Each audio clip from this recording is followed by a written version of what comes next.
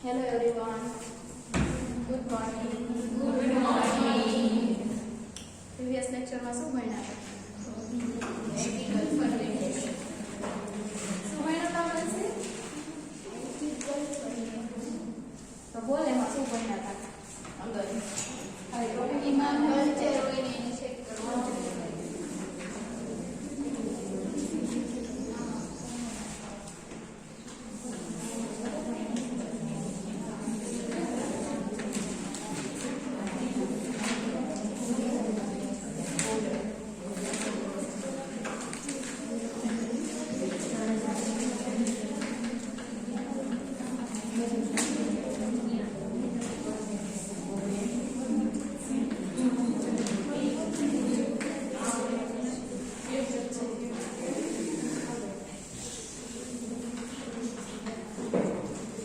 So our today's topic is the range of fermentation process. Okay?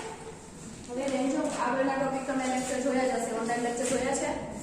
નથી જોયા, ઘરે હતા એને. તો કઈ ખબર જ નહીં હોય. ઇન્ટ્રો લેક્ચર તો જોયો હશે ને? ત્યારે તો ઘરે જ હતા બધા, મને ખબર છે. જોયો હોય તો બોલે આવો બીજી વાર નહીં. ચલો, range of fermentation process ની અંદર પહેલા તો there are 5 major groups of commercially important fermentation.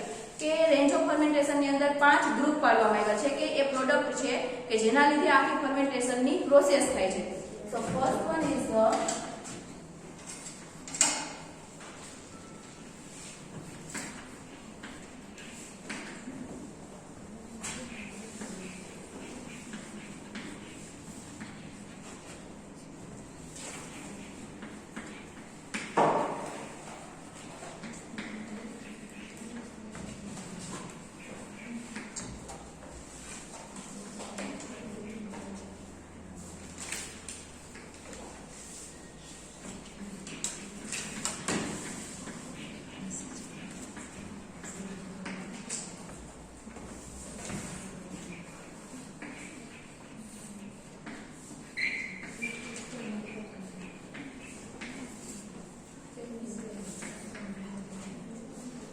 First it produce microbial cells or biomass as the product. As a product તરીકે છે fermentation process દ્વારા છે microbial cells છે અથવા તો biomass છે જે શું થાય છે પ્રોડ્યુસ થાય છે. And those that produce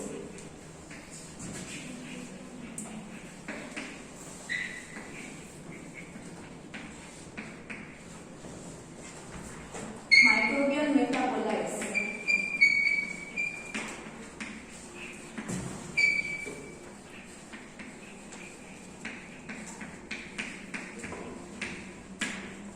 And third one is those that produce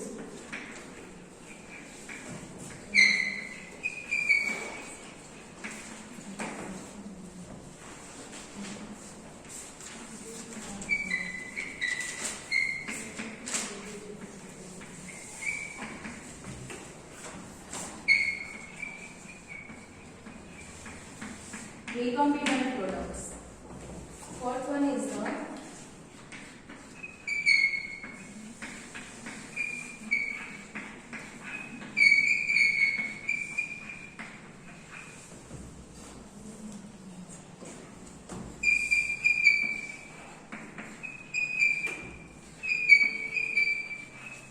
modified compound.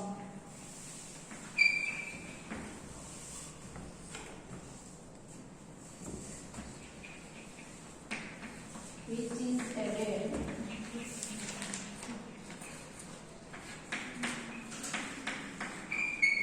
to the fermentation.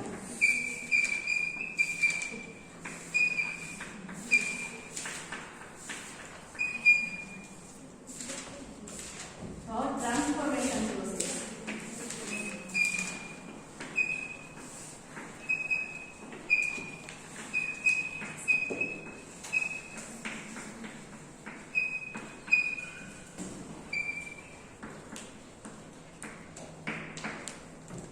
શું કીધું છે કે ફર્સ્ટ વન છે પ્રોડ્યુસ માઇક્રોબિયલ સેલ્સ છે અથવા તો બાયોમાસ છે જેનું ફર્મેન્ટેશન પ્રોસેસ દ્વારા પ્રોડક્શન થતું હોય છે.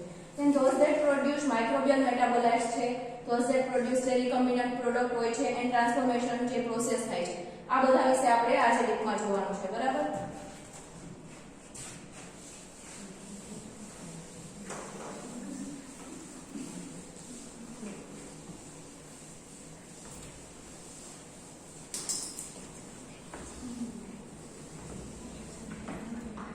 Arul, મને પૂછ. First one is the microbial biomass.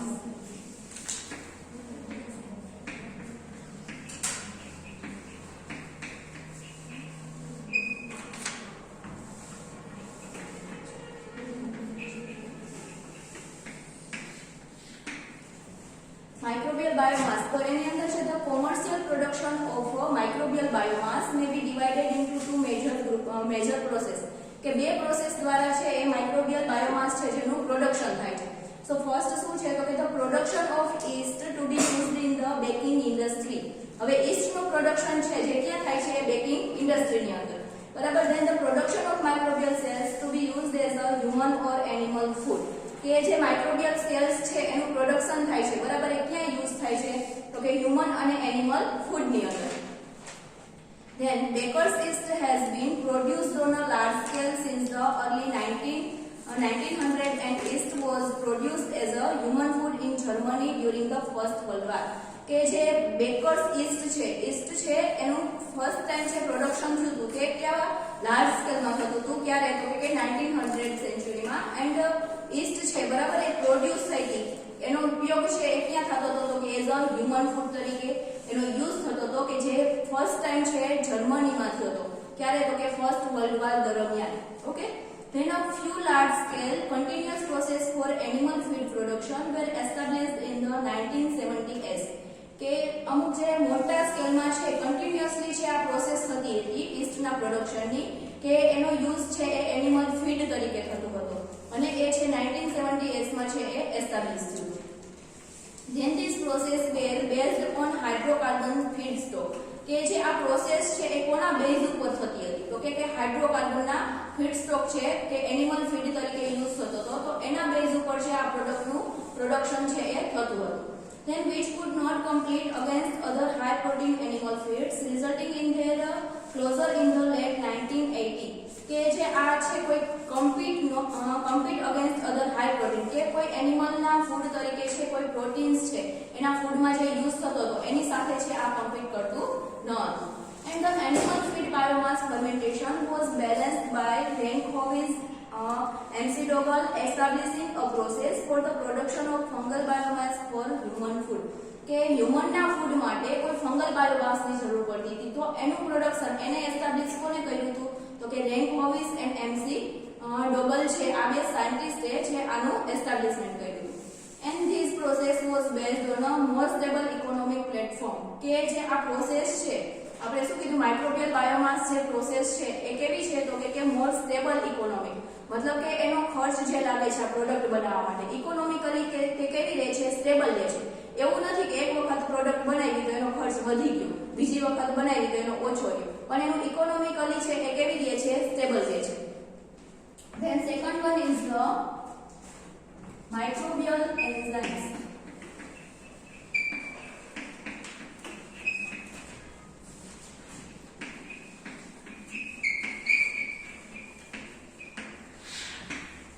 Microbial એન્ઝાઇમ્સમાં અંદર શું કીધું કે જે આ એન્ઝાઇમ્સ છે બરાબર એ ક્યાંથી મળે છે તેનો મેજર સોર્સ કયા છે એન્ઝાઇમ્સના. So the major source of enzymes plant છે એનિમલ છે અથવા તો માઇક્રોબ્સ છે આ બધા એના શું છે સોર્સિસ છે કે જ્યાંથી આપણે એન્ઝાઇમને મેળવી શકીએ છીએ. Then microbial enzymes have the enormous advantage of being able to be produced in large quantity by established fermentation technique. હવે માઇક્રોબિયલ એન્ઝાઇમ્સ છે બરાબર એનો મોટા પ્રમાણમાં છે એ એડવાન્ટેજ છે કે જે વધારે યુઝ થાય છે of being able to produce in large quantity કે મોટી ક્વોન્ટિટીમાં ફર્મેન્ટેશન જે ટેકનિક છે બરાબર એમાં એને એસ્ટાબ્લિશ કરવા માટે મોટી ક્વોન્ટિટીમાં છે વધારે આનો એડવાન્ટેજ રહ્યો છે એન્ઝાઇમ્સનો. And it is infinitely easier to improve the productivity of a microbial system compared with a plant or animal. હવે શું કીધું તો કે એનું ઇમ્પ્રુવમેન્ટ છે અને એની પ્રોડક્ટિવિટી છે જે માઇક્રોબિયલ સિસ્ટમ છે એના દ્વારા એનું પ્રોડક્શન છે કરવામાં આવે છે એ કોની કમ્પેરમાં તો કે પ્લાન્ટ અથવા તો એનિમલની કમ્પેરમાં છે એ કેવું છે સારું છે. And microbial enzymes have the enormous economic potential અને economically પણ તે potential છે. It is possible to produce enzyme of eukaryotes into the prokaryote system with the help of recombinant DNA technology. હવે જે recombinant DNA ટેકનોલોજી આપણે આગળ ભણશું કે recombinant DNA ટેકનોલોજીની જે એની પ્રોસેસ છે એ કેમ યુઝ થાય છે, જે તમે જેનેટિક્સમાં આગળ ભણી જ ગયા છો આગળના સેમમાં જો લેક્ચર કર્યા હોય તો recombinant DNA ટેકનોલોજી છે બરાબર, એની મદદથી આપણે પ્રોકેરિયોટિક સિસ્ટમની અંદર યુકેરિયોટના એન્ઝાઇમ્સ છે એ પ્રોડ્યુસ કરવા પોસિબલી છે. And it is possible to control and improve microbial enzymes production by introducing inducer and activators in the production medium. કે પ્રોડક્શન મીડિયમ છે બરાબર, એની અંદર ઇન્ડ્યુસર અને એક્ટિવેટર હોય છે કે જે ક્યાં યુઝ થાય છે તો કે એના દ્વારા એન્ઝાઇમનું પ્રોડક્શન, માઇક્રોબિયલ એન્ઝાઇમ્સ છે એનું પ્રોડક્શન કરવું, એમાં ઇમ્પ્રુવમેન્ટ લાવવું અને એને કંટ્રોલ કરવા, એ છે આપણે આમાં પોસિબલી છે. And it is also possible to increase the copy number of gene coding. એ પણ તમે જેનેટિક્સમાં ભણી ગયા છો, કોઈ જીન કોડિંગ છે બરાબર, એને નંબર 1 પર વધારવા માટે છે આપણે પોસિબલી એને વધારો કરવા માટે પણ યુઝફુલ થાય છે. And the specific enzyme using principle of recombinant DNA technology, કે રિકમ્બિનન્ટ ડીએનએ ટેકનોલોજીનો પ્રિન્સિપલ છે એ વધારે યુઝફુલ છે. Than third one is the microbial metabolites.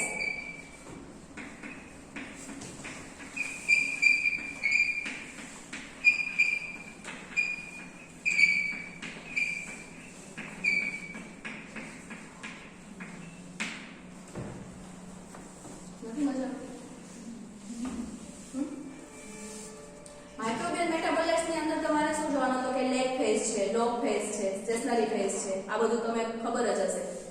તો લેગ ફેઝમાં શું થાય છે, કોણ કહેશે?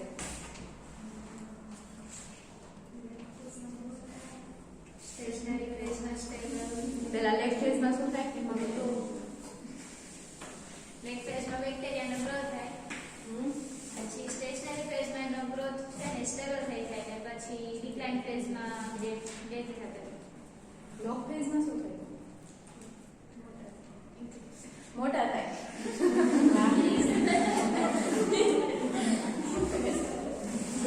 The growth of a microbial culture can be divided into major 4 phases. मतलब કે 4 phases માં છે આખું માઇક્રોબિયલ કલ્ચર છે. કોઈ માઇક્રો ઓર્ગેનિઝમની આપણે ફર્મેન્ટેશન પ્રોસેસમાં જરૂર પડશે. ખબર છે ફર્મેન્ટેશન પ્રોસેસમાં છે માઇક્રો ઓર્ગેનિઝમની જરૂર પડે. પેલો લેક્ચર ભર્યો છે? કેટલાએ ભર્યો તો પેલો લેક્ચર? કે કોઈ નથી ભર્યો? અહીંયા હતા એ સિવાયના ઘરે હતા એને કોઈ નથી ભર્યો ને? ભર્યો છે પારો? તો શું કરાયું હતું પેલા લેક્ચર? થોડા થોડામાં શું જોયું? પછી એનું શું હોય? પેલા તો ફર્મેન્ટેશન ની આખી પ્રોસેસ થાય, એમાં અપસ્ટ્રીમ ડાઉનસ્ટ્રીમ એવું કઈ હોય? ભર્યો નથી, ખોટે ખોટે આ ના કરો. અપસ્ટ્રીમ ડાઉનસ્ટ્રીમ પ્રોસેસમાં શું ઈ નથી ભર્યો ને? બંસી કહેશે તમને બધાયને. અપસ્ટ્રીમ પ્રોસેસમાં શું હોય બંસી?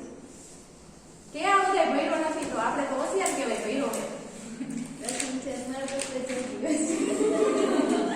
એ કહેશે પછી અપસ્ટ્રીમ શું કે ડાઉનસ્ટ્રીમ પ્રશંસા કહેશે. ચાલો એટલે આ લોકોને ખબર પડે.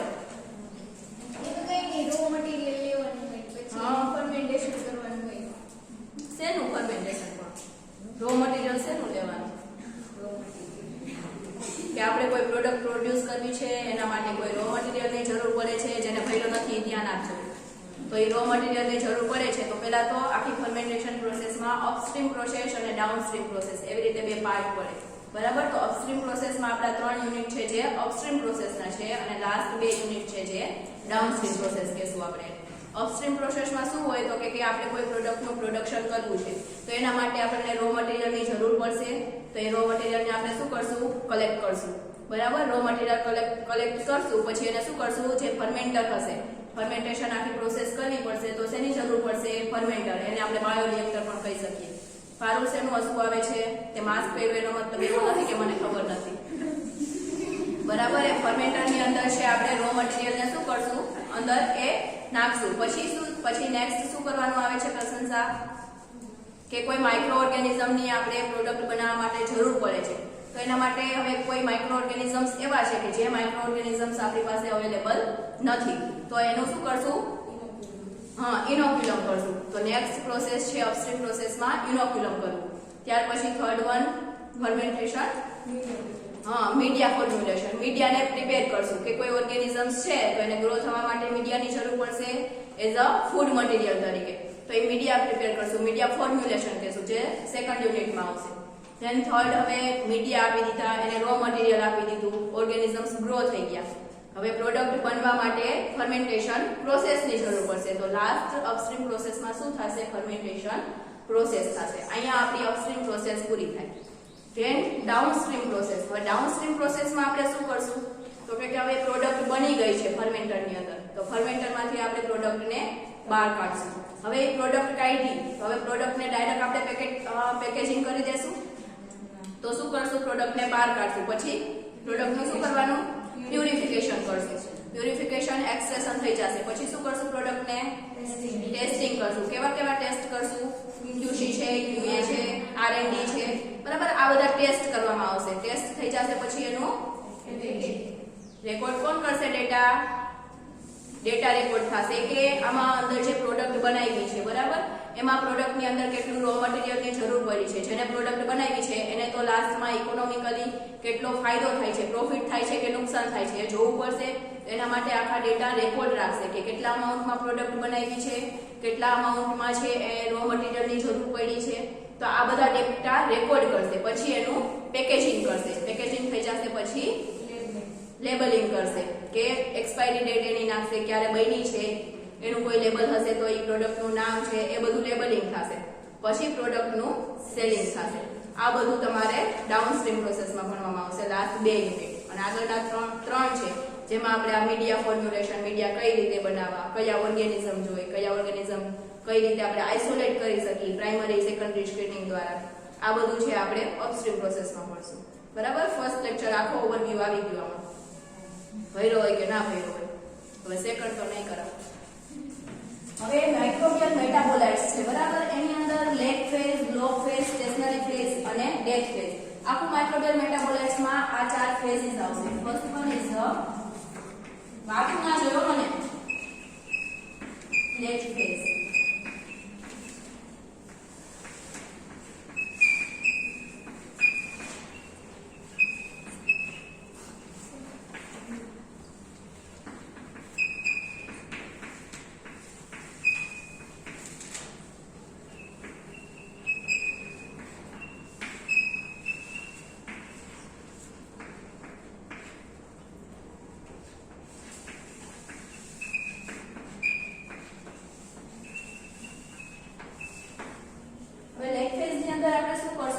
once the inoculation of the cells into fresh medium is done, the bacterial population remains temporarily unchanged. કે ફર્સ્ટ ઓફ ઓલ જે આપણે કોઈ સેલ્સ છે એને આઇસોલેટ જે ઓર્ગેનિઝમને કરવા છે એને શું કરશું તો કે ફ્રેશ મીડિયમની અંદર ઇનોક્યુલેટ કરશું. then there is no cell division during this phase કે આ જે લેગ ફેઝ છે એ દરમિયાન સેલનું ડિવિઝન થશે નહીં. and the cell grow in volume and mass by synthesizing the population remains temporarily unchanged. કે જે સેલ્સ છે એ ગ્રો થશે તો એ વોલ્યુમની અંદર અથવા તો માસની અંદર એનું સિન્થેસિસ થતું હશે. then metabolic activity is at a high rate. metabolic activity છે એ કેવી હશે હાઈ રેટ હશે એનો. and this period is known as the period of adaptation. આ પીરિયડ ને આપણે એડેપ્શન પીરિયડ પણ કહી શકશું. then time required for synthesis of necessary new enzymes to metabolize the substrate present in the medium. કે આ જે સિન્થેસિસ થતું હશે એના માટેનો ટાઈમ છે એ કેવો હશે એને જરૂરી જે ટાઈમ મળતો હશે જોતો હશે એ લેગ ફેઝ દરમિયાન છે એ લેશે. એન્ડ નેક્સ્ટ છે લોગ ફેઝ. હવે લોગ ફેઝ ની અંદર શું થશે તો કે this period is also known as phase of exponential phase. આપણે આને એક્સપોનેન્શિયલ ફેઝ પણ કહી શકીએ અને લેગ ફેઝ પણ કહી શકીએ. તો during this period the growth rate of the cell gradually increase. હવે આ ફેઝ દરમિયાન સેલ્સનો ગ્રોથ રેટ છે એ શું થશે વધશે. then the cell grow at a constant maximum rate. હવે જે સેલ છે એ ગ્રો થાય છે બરાબર એ કોન્સ્ટન્ટ રહેશે અથવા તો એનો રેટ છે એ મેક્સિમમ થતો હશે. Then cells are growing in geometric progression, dividing by binary fusion. કે બાઇનરી ફ્યુઝન દ્વારા છે સેલ્સ ગ્રો થતા હશે એ ડિવાઇડ થશે. In the incubation condition and composition of growth medium control the rate of cell division. હવે શું થશે કે એને જે કમ્પોઝિશન આપણે મીડિયમ આપ્યું હશે બરાબર, એ મીડિયમ અને એની ઇન્ક્યુબેશન કન્ડિશન દ્વારા છે એ ગ્રોથનો રેટ છે એ કંટ્રોલ થશે. Then third one is the stationary phase. Stationary phase ની અંદર શું થશે? During this phase growth ceases નો મીનિંગ થાય છે બંધ થવું. મતલબ કે હવે સ્ટેશનરી ફેઝ જ્યારે ચાલુ થશે એ દરમિયાન ગ્રોથ છે અહીંયા શું થઈ જશે? સ્ટેબલ થઈ જશે. ત્યાં ગ્રોથ થવાનું ઓર્ગેનિઝમ બંધ થઈ જશે. કેમ બંધ થઈ જશે સ્ટેશનરી ફેઝમાં? કારણ કે જેટલા ઓર્ગેનિઝમ્સ છે એનું બાઇનરી ફ્યુઝન થયું, જેટલી આપણે સ્પેસ આપી હતી અને જેટલું મીડિયા આપ્યું હતું એની ઉપર એ ગ્રો થઈ ગયા બરાબર. હવે ત્યાં સ્ટેબલ થઈ જશે અને એને જેટલો ન્યુટ્રિયન્ટ જોતો હશે એના માટે એ જીવી શકશે, પણ વધારે એ ગ્રો કરી શકે એટલો ન્યુટ્રિયન્ટ એની પાસે હશે નહીં. So in a batch culture, exponential growth cannot be continue forever. જે આ બેચ કલ્ચર મતલબ કે એની અંદર જે એક્સપોનેન્શિયલ એનો ગ્રોથ છે એ કન્ટિન્યુ ફોરએવર સુધી કન્ટિન્યુ રહેશે નહીં. And various factor like exhaustion of available nutrients, accumulation of inhibitory metabolites or end product and lack of biological space limit the growth during this phase. હવે અલગ અલગ factor છે એના એક્ઝોશન ઓફ અવેલેબલ ન્યુટ્રિયન્ટ્સ કે એને જેટલા ન્યુટ્રિયન્ટ્સ ની જરૂર પડે છે એટલો ન્યુટ્રિયન્ટ એ એક્ઝોશન મતલબ કે શોષી લે છે, એટલા ન્યુટ્રિયન્ટ લઈ લે છે, એને જરૂર પડે છે. પછી હવે મીડિયામાં ન્યુટ્રિયન્ટ જ નહીં બચે તો એ શું કરશે? તો લાસ્ટમાં ડેથ ફેઝ આવી જશે કે જેને ન્યુટ્રિયન્ટ મળતો બંધ થઈ જશે એ કેવા થઈ જશે? એનું ડેથ થઈ જશે. એટલે સ્ટેશનરી ફેઝમાં શું થાય છે? અહીંયા સ્ટોપ થઈ જાય છે એનું ગ્રોથ થવાનું, કે વધારે ગ્રો થઈ શકતા નથી, એના માટે એને ન્યુટ્રિયન્ટ મળતો નથી. Then during this phase number of dividing cell equals the number of oving cell. મતલબ કે એના જે આ ફેઝ દરમિયાન શું થાય છે? એના ડિવાઇડ થાય છે જેટલા સેલ, એના ઓવિંગ સેલના જે નંબર મતલબ કે જે પરિપક્વ જેટલા સેલ છે એ ગ્રો થઈ ગયા છે એના નંબર છે એના ડિવાઇડિંગ સેલ જેટલા ઇક્વલ થશે. Then this is not a quiescence period like lag phase. મતલબ કે આ પીરિયડ છે એ લેગ ફેઝ જેવો પીરિયડ હોતો નથી, કારણ કે લેગ ફેઝમાં શું થાય છે તો કે અહીંયાથી તો ઓર્ગેનિઝમ્સ ગ્રો થવાનું ચાલુ થાય છે, પણ જ્યારે સ્ટેશનરી ફેઝમાં શું થાય છે કે જ્યાં સ્ટોપ થઈ જાય છે એનું ગ્રો થવાનું, બાઇનરી ફ્યુઝન છે એનું સ્ટોપ થઈ જાય છે. Than third one death phase. હવે ડેથ ફેઝની અંદર શું થશે તો કે જે વાયેબલ કાઉન્ટ હશે સેલના એ શું થતા હશે? ડિક્રીઝ થતા જશે અને જે ટોટલ કાઉન્ટ હશે એ ઇન્ક્રીઝ થશે. વાયેબલ કાઉન્ટ મતલબ કે ગ્રો થવાના જે ગ્રો થયેલા સેલ્સ હશે એ કેવા થઈ જશે? ઓછા થઈ જશે. અને ટોટલ કાઉન્ટ મતલબ કે ડેથ થતા જતા હશે તો બધા થઈને કાઉન્ટ એ કેવા થતા જશે? ઇન્ક્રીઝ થતા જશે. તો the viable cell population decline exponentially during this phase. આ ફેઝ દરમિયાન જે વાયેબલ સેલની પોપ્યુલેશન છે એ કેવી થઈ જતી હશે? ડિક્લાઇન થતી હશે. ઓકે, તો આ ચારે ફેઝ હતા જે માઇક્રોબિયલ મેટાબોલાઇટ્સ ની અંદર. Then third one is the recombinant product.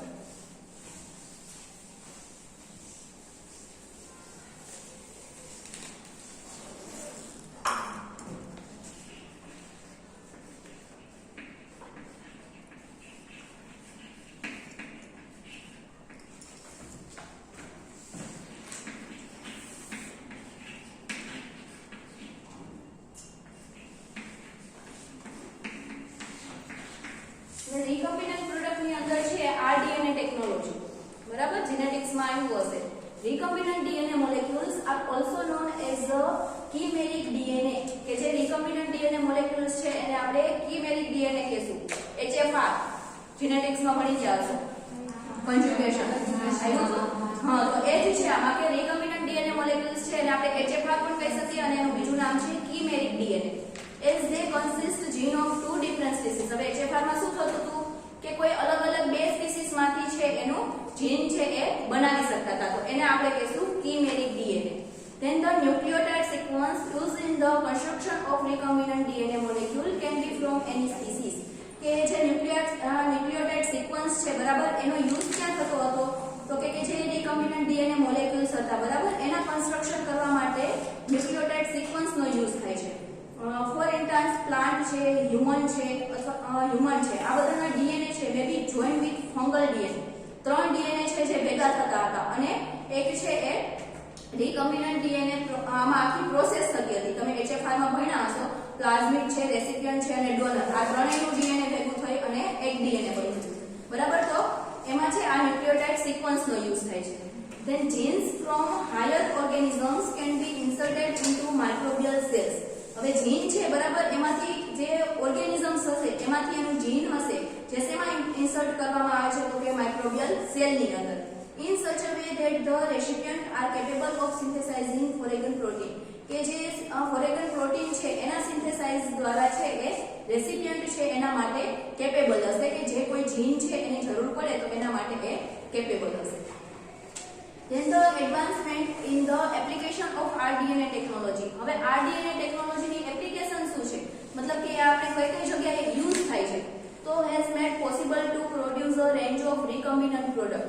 કે કોઈ પણ recombinant product છે એને પ્રોડ્યુસ કરવા માટે કોઈ ફર્મેન્ટેશન પ્રોસેસ દ્વારા recombinant product ને પ્રોડ્યુસ કરવા માટે છે આપણે rDNA ટેકનોલોજી છે જેનો યુઝ કરી શકીએ છીએ.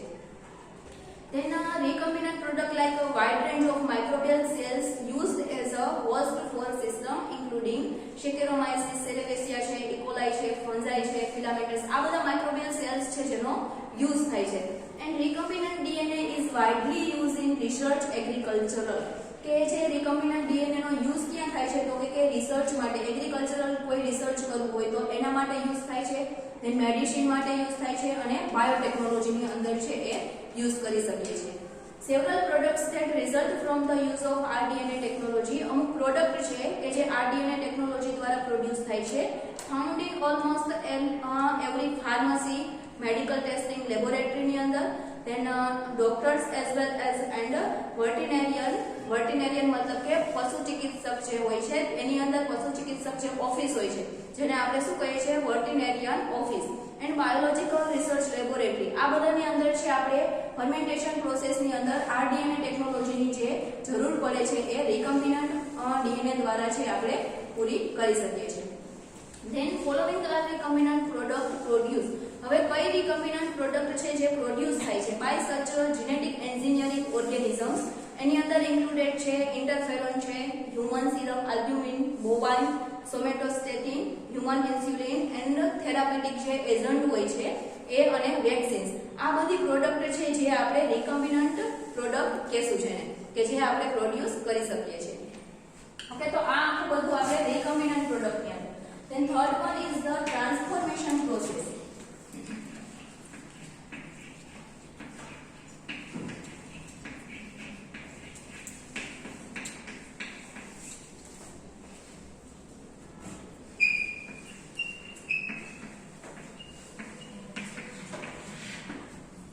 હવે ટ્રાન્સફોર્મેશન પ્રોસેસ ની અંદર શું થતું હશે એ પણ તમે જેનેટિક્સ માં ભણી ગયા.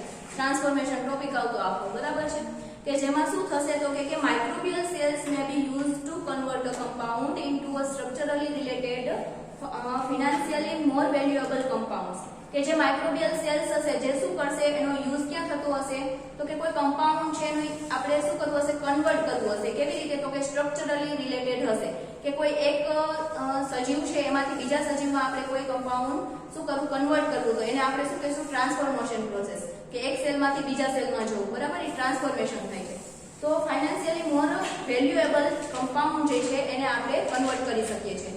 And microbes can behave as catalyzed with high positional specificity and stereospecificity.